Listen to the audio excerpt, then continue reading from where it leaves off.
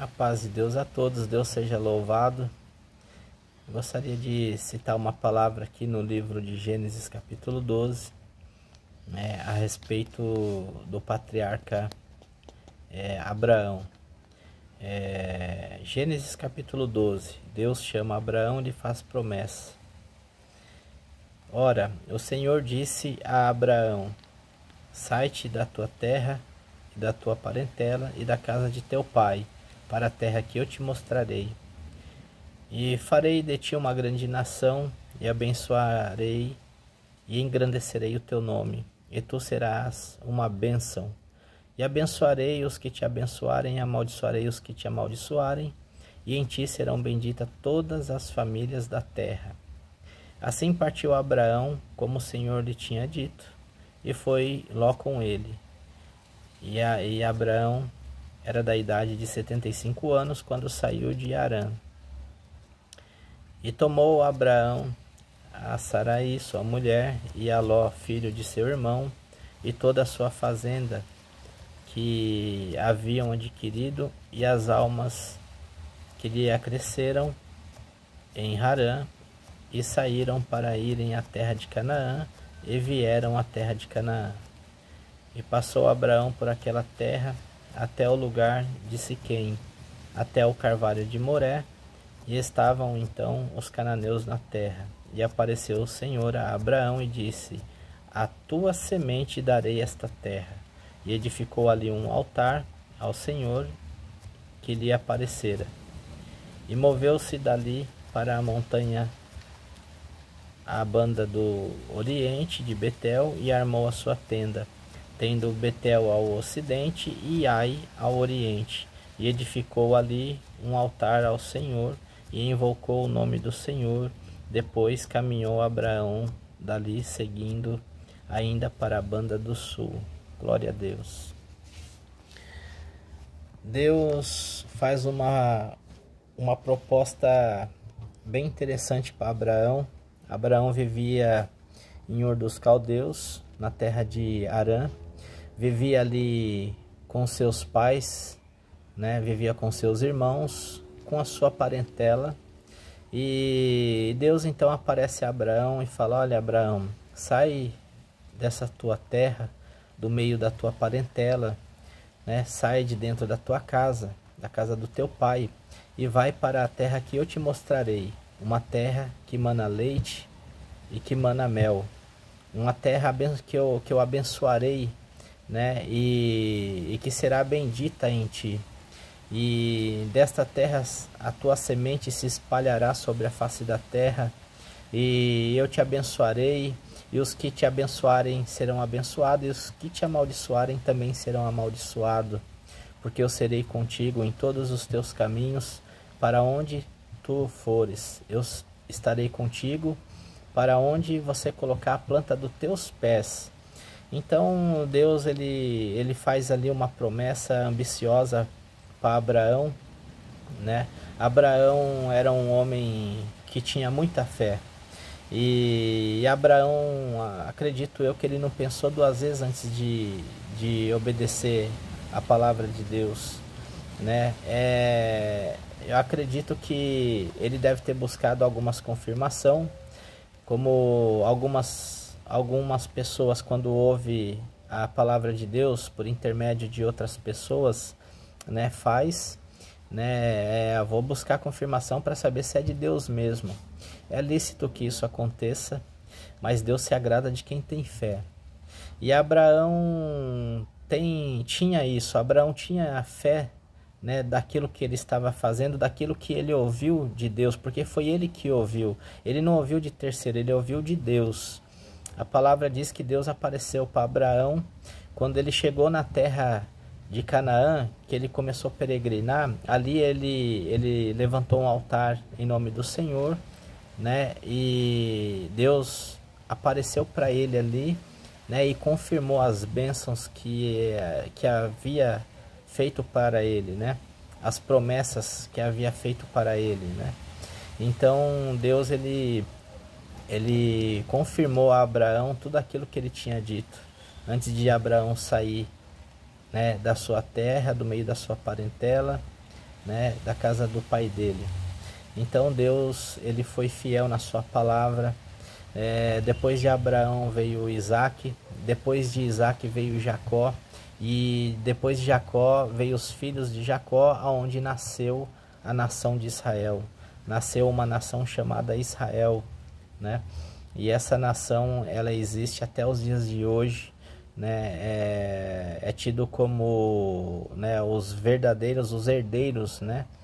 Os herdeiros de Deus sobre a face da terra, né? Os herdeiros da promessa de Deus. Mas Deus falou para Abraão, ó, em ti será bendita todas as famílias da terra, né? A promessa de Deus na descendência, na semente de Abraão, era muito grande. Lá na frente, depois você folheando aí o livro de Gênesis, depois você vai encontrar Deus fazendo promessas e mais promessas, né? Tanto a Abraão, quanto ao filho dele Isaac, quanto a Jacó, né? E aos filhos de Jacó, a qual Jacó abençoou todos os seus filhos e deu cada um uma, né? A missão de cada um na terra, o que cada um seria na terra, né? O caráter de cada tribo, de cada semente. Então Deus, ele cumpre as promessas dele na vida do ser humano na terra. Nós aqui somos parte da descendência da semente de Abraão. A semente de Abraão, ela foi germinando, ela foi crescendo, ela foi se expandindo no longo dos anos sobre a face da terra. O povo de Israel foi disperso da sua nação por vários momentos, por várias circunstâncias, né? Foram dispersos, e com isso muitas famílias na terra têm a semente de Abraão, tem a promessa de Abraão. E Deus, o objetivo dele é sempre abençoar a semente de Abraão. E eu dou graças a Deus porque eu conheci o Evangelho. Eu dou graças a Deus porque eu conheci a verdadeira palavra de Deus, né, através do Evangelho. Eu conheci pela boca das pessoas e depois buscando conhecimento. E o importante de tudo isso é o conhecimento, para que você não seja enganado, não seja confundido. Porque o Evangelho, ele está em dissensão. O Evangelho hoje não é o Evangelho genuíno de Atos dos Apóstolos. Ele é um Evangelho mudado, transformado, né? E no meio dessa transformação vem a apostasia, vem os falsos mestres, vem os falsos profetas, né? Vem os falsos doutores, e com isso vai ensinando heresias, vai ensinando algo que a Bíblia não diz, não coincide com a palavra de Deus, não coincide com o verdadeiro evangelho que Cristo pregou sobre a face da terra. O evangelho hoje está muito distorcido. A gente vê aí a evolução da ciência, a evolução tecnológica, a evolução no meio da comunicação, e isso daí está transformando o evangelho, né? Fazendo do evangelho genuíno um evangelho falso, hipócrita, né? Porque se levantam muitas denominações em nome de Cristo hoje para usurpar, né, da bondade, né, e da fé e do amor pela palavra de Deus, pela obra de Deus, né, na vida das pessoas. E essas pessoas que tiverem conhecimento das coisas de Deus, que ter conhecimento da Bíblia, elas não serão enganadas, não serão confundidas. Mas as pessoas que não têm conhecimento da Bíblia ficam perdidas, muitas das vezes não sabem para onde ir. Muitas das vezes não tem direção, né? Porque só se pede dinheiro hoje dentro das igrejas, tudo é dinheiro, tudo é interesse financeiro, né? A palavra de Deus fica em último lugar, não se prega doutrina dentro da igreja, não ensina o povo como deve andar na presença de Deus, como deve se comportar na presença de Deus, né? Em que acreditar na presença de Deus, porque Deus, ele é o mesmo Deus de Abraão, é o mesmo hoje e será eternamente. Deus não mudou, ele não muda, Deus, ele não muda, ele continua o mesmo, né? Ele estabelece ordens, estabelece regras, estabelece costumes, né? Mas ele não mudou, ele continua o mesmo, né? E tem que ser cumprido os preceitos de Deus na terra, tem que ser cumprido os mandamentos de Deus, a lei de Deus ela permanece, né? Nós vivemos na lei de Deus pela graça de Cristo. Cristo não aboliu a lei, né? A lei não está abolida, a lei está aí para ser cumprida, ela tem que ser cumprida, né? Muitas igrejas né, prega Jesus Cristo como se ele tivesse abolido a lei. Ele não aboliu a lei. Em Mateus capítulo 5 diz que aquele que não obedecer à lei será o menor no reino de Deus, porém aquele que praticar a lei será o maior no reino de Deus. Então Jesus Cristo, o objetivo dele não foi abolir a lei continua. O problema é que a lei ela é para os injustos. A lei ela só funciona para quem é injusto, para quem vive no erro, para quem vive na maldade, né, do seu pensamento, das suas obras. A lei só funciona para essas pessoas. Para quem vive em Cristo, na obediência do Evangelho de Cristo, a lei ela não serve para nada, porque quem obedece os mandamentos de Cristo, que Cristo determinou, que aliás está até no Antigo Testamento, né, que é amar o teu próximo como a ti mesmo, amar a Deus sobre todas as coisas e o próximo como a ti mesmo, né, e honrar pai e mãe, honrar sua família. Quem cumpre essa lei aí, quem cumpre essa palavra, ela está isento de toda a lei, né? Porque a lei nunca vai ser problema para essas pessoas que cumpre que ama o próximo, porque quem ama o próximo não faz mal, né? Não vai fazer mal para o próximo. Quem ama o próximo não vai matar, quem ama o próximo não vai roubar, quem ama o próximo não vai se corromper, né?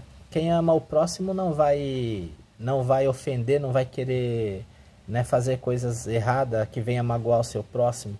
Então a lei não serve para essas pessoas, só serve para quem é malfeitor na terra. E Jesus não aboliu isso, a lei continua. A lei continua, e Cristo e as mensagens de Cristo, né, que nós temos que mudar, de se converter dos maus caminhos, ela continua. Jesus ele só veio para dar cumprimento à lei, né, que foi determinada por Deus através de Moisés. Jesus Cristo veio só para cumprir a lei, fazer a lei cumprir, né? Fazer a lei cumprir, fazer o povo analisar que a lei só tem valor para quem é malfeitor na terra, né? A lei existe porque tem que ter ordem na terra, tem que ter coerência, né? Então, para isso, Deus determinou as leis para os malfeitores, para os caluniadores, para os ímpios, né?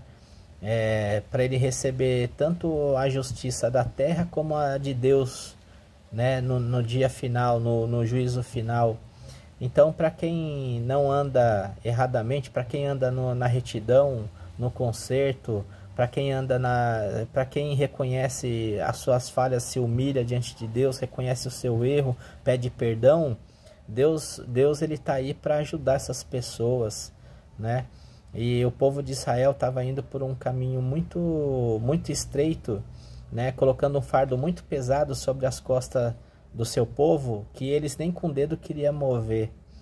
Então Jesus ele veio para alertar o povo, para alertar os próprios sacerdotes da época, né? Que com esses fardos pesados, aos próprios escribas, né? Os próprios doutores da lei, né? Que fazia ali do povo ali colocava nas costas do povo um fardo muito pesado, né, difícil de carregar. Então Deus falou, olha, além do meu povo ainda existe um outro povo ainda que está se perdendo, que está indo para o abismo, e eu não quero que isso aconteça, porque eu tenho uma promessa na descendência, na semente de Abraão, e eles fazem parte da semente de Abraão, e eu não quero que eles se afundem, que eles vão para um abismo, porque eu velo pela minha palavra. E o povo de Israel era um povo que ele não era proselitista, eles queriam Deus só para eles, nessa parte aí, eles eram um pouco egoístas, E por isso que Deus enviou a Cristo, enviou a Jesus Cristo, né, para nos ensinar, porque o povo de Deus, o povo de Israel não receberam e Deus sabia que eles não iam receber. Mas Deus falou, ó, vocês não querem, eu vou dar para quem quer, para quem precisa, porque esse foi o meu propósito.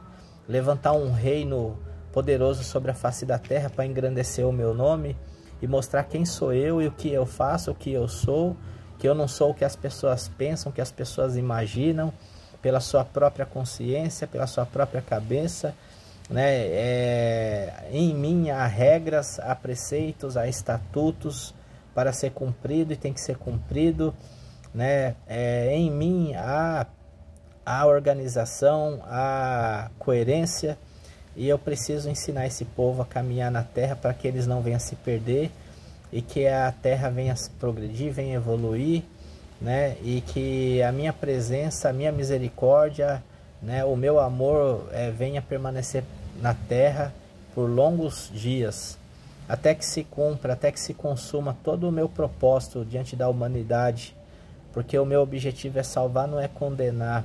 O meu objetivo é consertar o que está errado, consertar o que está entortando, o que está caminhando para o erro.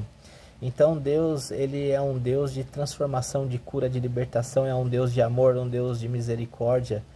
Deus, ele não é um Deus de maldade, não é um Deus ruim, não é um Deus que não tem coração, que não tem consciência, né? Tudo que Deus faz é perfeito, né? Tudo que Deus tem feito, que Deus tem colocado sobre a face da terra é perfeito. Tanto é que Deus deixou o livre-arbítrio para cada um escolher o caminho que quer andar. Olha, se você quer ir para o abismo, vá para o abismo.